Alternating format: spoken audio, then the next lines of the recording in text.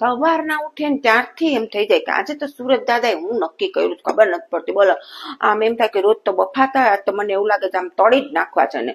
અરે ઈ તો એ આપણે રોટલી શેકતા હોય ત્યારે મને તો એ જ ત્યારે રોટલી શેકાય જ કે આપણે શેકાય કઈ ખબર જ નથી પડતી. અરે એ તો આવી ગરમીમાં બહાર નીકળો તો ચપ્પલ એવા ગરમ હોય, બેસો તો સોફા ગરમ, ગાડીમાં બેસો તો ગાડી તો બાપા વાટ લગાડી દે, કેવાય નહીં હોય એવી વાટ લગાડી.